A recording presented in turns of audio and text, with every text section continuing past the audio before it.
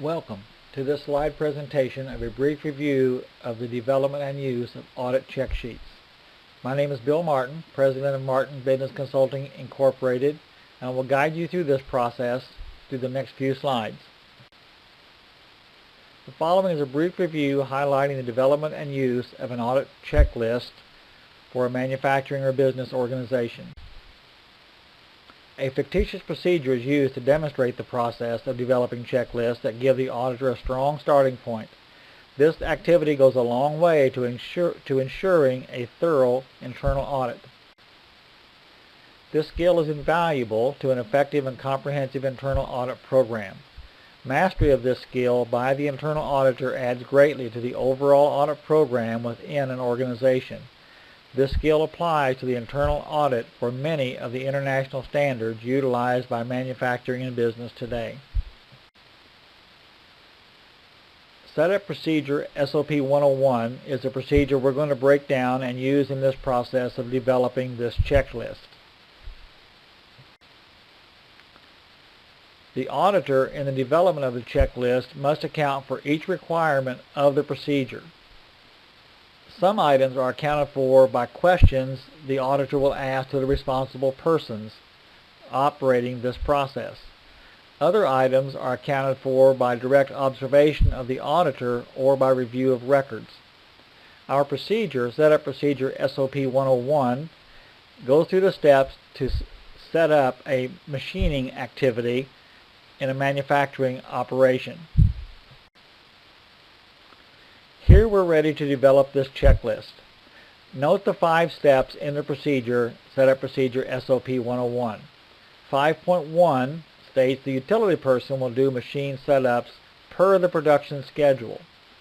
5.2, the utility person runs 3 parts for setup verification. 5.3, utility person takes the setup parts to the lab for measurement. 5.4, all material produced after setup is contained until the verification of the setup is completed. 5.5, after verification, the normal sampling plan is followed. In the development of the check sheet then, the first question to be asked, number 1, who does the machine setup? The number in parentheses, 5.1, relates to the item number in the procedure. The correct answer to this question would be the utility person. Question number 2 also addresses item 5.1 in the standard. When are setups conducted? The correct answer to this question would be per the production schedule. Question number 3 addresses element 5.2 in the procedure. How many parts are run for setup verification? The correct answer would be 3 parts for setup verification. Questions number 4 and 4A relate to item 5.3. Where are the parts transferred to? The correct answer being the lab. And the question 4A, transferred by whom? The correct answer would be by the utility person. Question number 5 addresses element 5.4. How is production material handled while awaiting verification of setup parts? The correct answer would be that all material is contained after setup until verification is complete.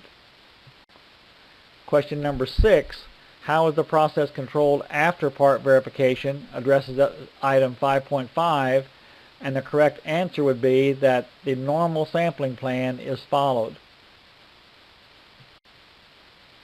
Once the questions are developed, the auditor must transfer them to a check sheet. The format of the check sheet isn't important and may vary by auditor. Each auditor will develop a format that they are comfortable using. It should be noted, however, that many organizations have pre-developed checklists as starting points, or they have predefined checklist formats that must be utilized by internal auditors. The format development, if you're free to do that, comes from auditor experience. As you audit and as you become more experienced, you will find you are changing the format of your check sheets to better incorporate your audit technique, style, and comfort level. Audit checklist development. Let's go through this check sheet format item by item to see just how helpful this tool becomes to the auditor. The procedure number, procedure issue date, and the audit date links this document to the procedure at the time and date of the audit. It should be noted the procedure number, SOP 101 Rev A, was issued on February 14, 2008. This audit is being conducted on May 12, 2008. Future audits, as they look back on prior audits and they are auditing the internal audit process, will find this information helpful to know what the procedure level was at the time the audit was done. The item number, the requirement, and the interview field give the auditor a place to itemize the questions to be asked and the person to be interviewed. In most cases, the interviewee is identified by job title, such as machine operator, utility person, supervisor, etc. There may be some exceptions where a proper name is utilized in this column. The activity compliance and the comment/remarks fields give the auditor a place to document compliance and to record information about the answers given the auditor or observations of the auditor or the review of records by the auditor. Here we have a check sheet with the questions installed. In the interview column is the person to be interviewed. The number in parentheses for each question again indicates the procedure element being investigated by that particular question. Let's go through the audit. At this point, the auditor has gone to the machine line and is interviewing, in this case for question number 1, the setup technician. The first question is asked and confirmed as okay. The name of the person being interviewed is noted in the comments field, and that person is John Allen. This allows the auditor to confirm training of this person at a later interview, perhaps in the HR department or other relevant location. Question number 2, when are setups conducted, is also asked of the setup technician. Note the follow-up comment to confirm this important setup step. The setup technician was asked the question, when are setups conducted?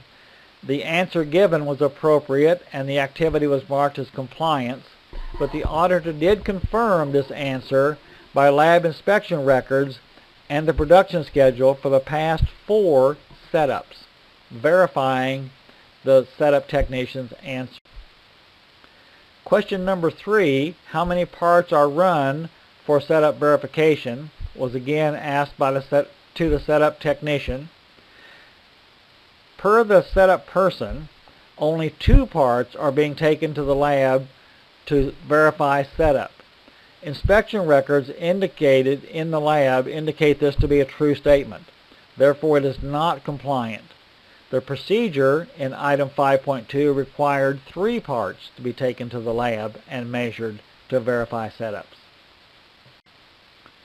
Question number 4, where are the parts transferred to and transferred by whom, is confirmed as appropriate by direct observation of the auditor. This could most easily be accomplished by scheduling your audit activity to be at this operation when a setup is being conducted. That allows the operator by direct observation to observe the correct person taking the parts to the correct place. Question number 5, how is production material handled while awaiting verification of setup parts is asked to the line supervisor. The auditor records the supervisor's name to confirm training. This training is confirmed later in the HR department. In this case, the supervisor answered the question correctly, and it was reported as compliant. Question number 6, the last question is confirmed by the line operator that is being interviewed at this point. The question, how is the process controlled after part verification? The correct answer would be, per the procedure, that the normal sampling plan is followed.